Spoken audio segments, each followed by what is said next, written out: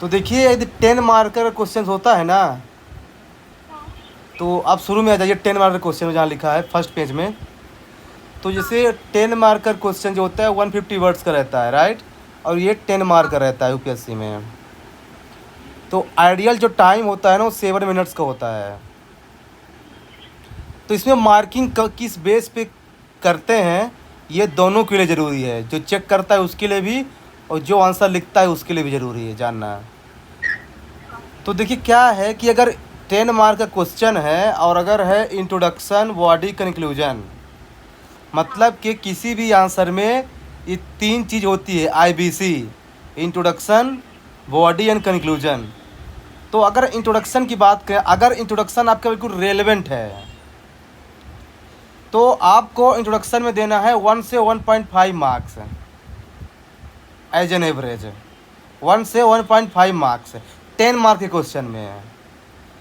और body part जो है ना, अगर मान लीजिए अच्छा है, सब सारे पार्ट्स को एड्रेस किया है, वैल्यू एडिशन भी है, तो उसको देना है 10 में से 4 to 5 मार्क्स है।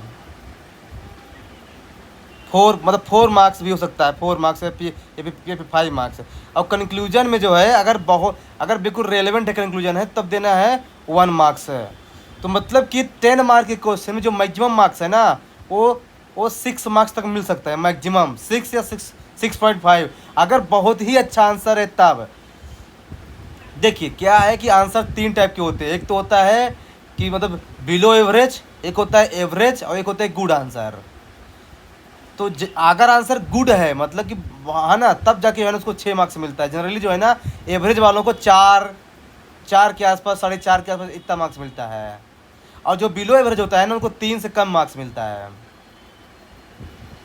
हाँ, लेकिन यदि मान लीजिए इसके अलावा आपने अगर वैल्यू एडिशन ऐड किया, मान लीजिए किसी स्टूडेंट्स ने जो है ना डायग्राम्स यूज़ कर दिया है, एग्जाम्पल्स यूज़ कर दिया है, कॉन्स्टिट्यूशन से आर्टिकल यूज़ कर दिया है, रिपोर्ट्स यूज़ कर दिया है, राइट। तो क्या है ना कि उसमें जो है ना 0.5 मार्क्स से बढ़ा सकते हैं। तो कहने का मतलब ये है कि देखिए बात ये है कि अगर कोई भी आंसर है और अगर इंट्रोडक्शन बॉडी कंक्लूजन लिखा गया है, एक जनरल आंसर है, तो 10 में से मिनिमम 3 मार्क्स तो देना ही है। अगर उसने इंट्रोडक्शन बॉडी कंक्लूजन तीनों लिखा है तब फिर आप देखिए कि उसका इंट्रोडक्शन कितना रेलेवेंट है, बॉडी पार्ट में कितना उसने वैल्यू एडिशन ऐड किया है, रिपोर्ट्स, डाटा, एग्जाम्पल्स। और कंक्लूजन में देख लीजिए कि उसका जो है ना कितना फ्यूचरिस्टिक है, सजेस्टिव है। तो उसके बेस पर करें फिर मार्क्स बढ़ते हैं। तो ये मार्क्स जो है ना 3 से 6 तक जा सकता है, 6 6.5 तक। 6.5 बहुत रेयर ही होता है 10 में से बेसिकली। तो ये है मार्किंग स्कीम। यदि बात करते हैं 15 मार्कर क्वेश्चन की, तो देखिए क्या है कि इसका जो आइडियल टाइम है वो 10 से 11 मिनट्स रहता है, ऑलमोस्ट 10 मिनट्स ही मानिए यहाँ पे। तो इसका भी वही है कि इसके इंट्रोडक्शन में 2 मार्क्स दे सकते हैं यहाँ पे अगर अच्छा है तो। बॉडी पार्ट में 8 to 9 मार्क्स है।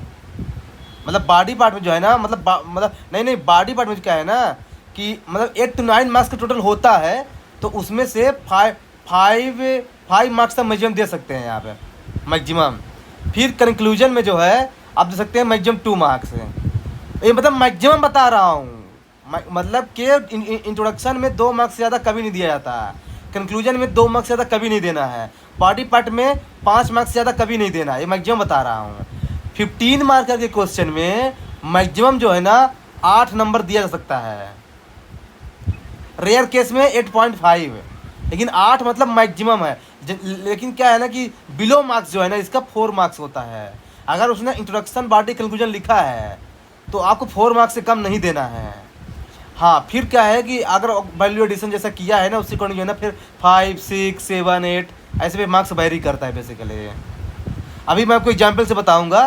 तो ये मतलब ये जनरल चीज़ है कि 10 मार्कर के क्वेश्चन में आपको 3 से 6 तक जाना है, 15 मार्कर के क्वेश्चन में आपको 4 से 8 तक जाना है, राइट। हाँ, फिर देखिए क्या है, फिर क्या है ना कि एग्जामिनर और क्या चीज़ देखता है आपके आंसर में, कि आपने सारे क्वेश्चन के सारे डिमांड को एड्रेस किया कि नहीं किया है। जैसे हम लोग जो डिस्कस करते हैं ना रोज़ 5 क्वेश्चन, तो हाँ, तो वही जो जो बताता हूँ ना कि सारे डिमांड को एड्रेस किया कि नहीं किया है, ये सब देखा जाता है एग्जामिनर के द्वारा। फिर इसके बाद जो है ना स्ट्रक्चर, उसका इंट्रोडक्शन, बॉडी कंक्लूजन कैसा है। फिर मल्टी डायमेंशनल, ऐसा नहीं कि केवल एक ही एंगल में लिखा जा रहा है, राइट। तो उसके हट जैसे बोलता है कि डिजिटल इंफ्रास्ट्रक्चर के क्या बेनिफिट्स हैं, तो अब ऐसा नहीं कि उसका केवल जो है ना इकोनॉमिक बेनिफिट्स लिख दीजिए, उसके सोशल बेनिफिट्स क्या हैं, उसके पॉलिटिकल बेनिफिट्स क्या हैं, उसके एथिकल बेनिफिट्स क्या हैं, ये सब बेनिफिट्स आपको लिखना है। तो ध्यान रखना किसी भी आंसर में आप देखिए कि उसका मल्टी डायमेंशनल अप्रोच है कि नहीं, ये भी देखना होता है इनफैक्ट। फिर एग्जाम्पल्स, डाटा की स्कीम्स, केस स्टडी, है ना। और एक चीज़ लास्ट, ये बताइए हैंड राइटिंग का कोई इफेक्ट पड़ता है क्या आंसर राइटिंग में? कैसे? कंसंट्रेशन ही रहता है, एग्जामिनर का अच्छे से समझ आ जाएगा, उनको खुश होकर के 0.5 दे देंगे। हाँ, नहीं आया तो थोड़ा मार्क्स कट जाएगा। अच्छा, देखिए जानते क्या है, वैसे हैंड राइटिंग का क्या है ना कि आपका मार्क्स आपका इंक्रीज तो नहीं होगा, लेकिन ये है कि उसका साइकोलॉजिकल इम्पैक्ट पड़ेगा। तो जानते क्या है, अगर आपका जैसे मान लीजिए आपने लिखा है आंसर, राइट, अब मान लीजिए कि आपको मिल रहा है 4 नंबर आपके आंसर के लिखे के अकॉर्डिंग, तो आपको 4 नंबर से कम अब नहीं देगा। लेकिन यदि आपकी हैंड राइटिंग क्लियर नहीं है, तो मान लीजिए आपको 4 नंबर मिल रहा है, मतलब आपका आंसर 4 नंबर लायक है, फिर भी आपको 3.5 नंबर दे सकता है। तो मतलब कि यदि आपकी राइटिंग अच्छी है तो आपको अलग से मार्क्स तो नहीं देगा वो, पर आपका मार्क्स काटेगा भी नहीं। लेकिन यदि आपकी राइटिंग खराब है, यदि विजुअल अच्छे से नहीं है, तो आपका मार्क्स कट सकता है 0.5 मार्क्स से। ये होता है साइकोलॉजिकल इम्पैक्ट एग्जामिनर पे। हाँ बेसिकली, तो थोड़ा सा क्या इससे ट्राई ये कीजिए कि हैंड राइटिंग, प्रेजेंटेशन, ये सब चीज़ को ध्यान रखा जाए। हाँ, फिर इसके बाद जो है ये देखिए आगे आगे आगे आई पैराग्राफ में, मतलब PDF में, तो देखिए उसमें लिखा हुआ है कि है ना, देखिए मार्क्स का देखिए वो, तो ये है ना, हालांकि ये जो है ना ये हर क्वेश्चन के अकॉर्डिंग वेरी करता है, तो कोई फिक्स नहीं है। जिसमें लिखा है कि बिलो जो है ना ये 3 से कम है, एवरेज जो है ना 3 से 3.5 है, और गुड जो है ना 3.75 से 5 तक है। लेकिन ऐसा नहीं है, 6 तक भी जा सकता है। जिसका आंसर अच्छा है ना 6 तक, मतलब कि कोचिंग टू कोचिंग वेरी करता है। ये कई कोचिंग वाले क्या है ना 6 नंबर भी देते हैं मैक्सिमम, कई कोचिंग वाले 5 नंबर भी देते हैं। तो ये एक्चुअली वेरी करता है, लेकिन 6 नंबर रेयर ही होता है। जब बहुत ही अच्छा आंसर लिखा हो ना, हर चीज़ कवर हो, तभी 6 नंबर देना है 10 में से, नहीं तो 5 नंबर तक ही मैक्सिमम दिया जाता है। तो ये चीज़ ध्यान रखिएगा। हाँ, चूँकि ये आपसे कल पूछ सकते हैं, वो ये सब ध्यान रखना पड़ेगा आपको आंसर चेक करते समय, है ना। फिर उसके और आगे आ जाइए, तो जैसे यहाँ पे जो लिखा है ना UPSC CSI mains pillar of answer evaluations, तो इसमें देखिए क्या है कि कंटेंट में कौन कौन सी चीज़ें आपको ध्यान रखना है। देखिए इसमें लिखा हुआ है कि नॉलेज तो ठीक है, पर वो नॉलेज आपका रेलेवेंट है कि नहीं, ये भी ध्यान रखना है। जैसे क्या है कि क्वेश्चन कुछ और पूछा है और हम कुछ और लिखे जा रहे हैं, तो उसका मार्क्स नहीं दिया जाता है। तो ये चीज़ कंटेंट में सबसे पहले आपको ये ध्यान रखना है कि जो उसने कंटेंट लिखा है स्टूडेंट्स ने, क्या वो रेलेवेंट है कि नहीं, सबसे इम्पोर्टेंट थिंग। हाँ, फिर इसके बाद स्ट्रक्चर, वही जो बताया IBC format, introduction, body, conclusion, सब हेडिंग्स का यूज करना है बॉडी पार्ट में। डायग्राम्स, फ्लो चार्ट्स भी यूज़ कर सकते हैं, कोई दिक्कत नहीं, आराम से यूज़ कर सकते हैं। फिर जो है ना प्रेजेंटेशंस वगैरह यूज़ कर सकते हैं, एनालिटिकल एबिलिटी, है ना, एग्जाम्पल्स, करंट अफेयर का यूज़ किया है कि नहीं किया गया है, ये सब देखना है आपको।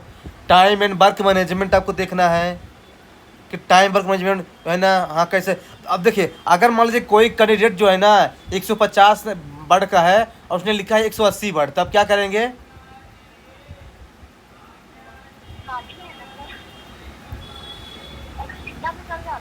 नंबर काट देंगे।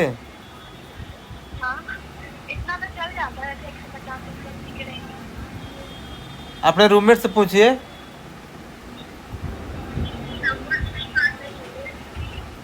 हेलो,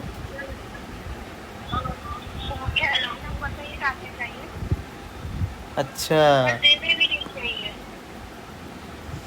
हाँ नहीं हाँ हाँ हाँ, देखिए जानते क्या है, अगर मान लीजिए 150 वर्ड्स का दिया गया है तो 10-20 वर्ड इधर उधर चलता है। अगर वो 130 वर्ड लिखा है तब भी मार्क्स नहीं कटेगा, और 170 लिखा है तब भी मार्क्स नहीं कटेगा। लेकिन हाँ, यदि 150 वर्ड का लिख दिया गया है और उसने 200 वर्ड लिख दिया तो फिर क्या है ना, मार्क्स पे कटेगा।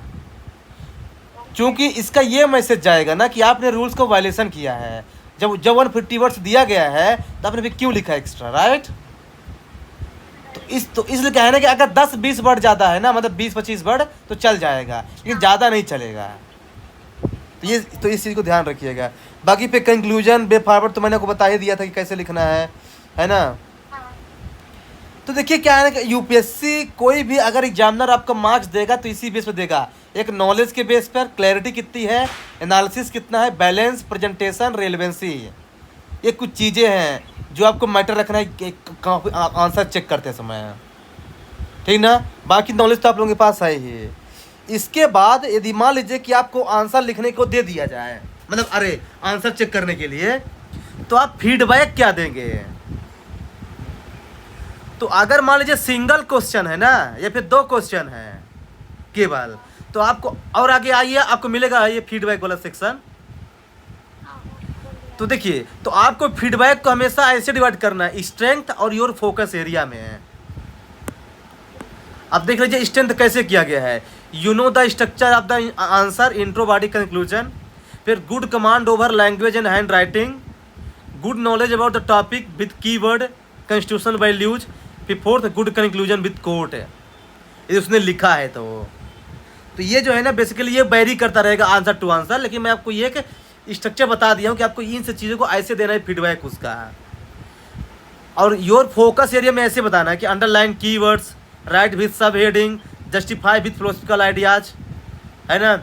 या फिर जो चीज़ उसने नहीं किया है ना, जैसे फ्लो चार्ट का यूज नहीं किया है या फिर सब हेडिंग का यूज नहीं किया है, तो आप ऐसे मतलब उसको डिवाइड करेंगे, your strength and your focus area. ये तब का फीडबैक है जब 1-2 क्वेश्चन है। लेकिन क्या है ना कि और आगे आ जाइएगा ना, तो देखिए क्या है ना कि जब मान लीजिए कि उसने फुल लेंथ आंसर लिखा है 20 क्वेश्चन, तो फिर आपको फीडबैक कैसे देना है, ये देखिए। और आगे आ जाइए, लिखा है ना, congratulation on attending the full paper, it shows discipline and time management and maintain this approach is in future paper 2। मिल गया आपको? तो अगर मान लीजिए 20 क्वेश्चन किसी ने लिखा है पूरे क्वेश्चन, तो पहले आप ये लिखिए कि congratulation on attempting the full papers, it shows discipline and time management and all. फिर लिखिए कि उसकी लैंग्वेज कैसी है, फिर कंप्रहेंशन एबिलिटी कैसी है, प्रेजेंटेशन एंड स्ट्रक्चर कैसा है, फिर इंट्रोडक्शन कैसा है, फिर कंटेंट कवरेज कैसा है, कंक्लूजन कैसा है।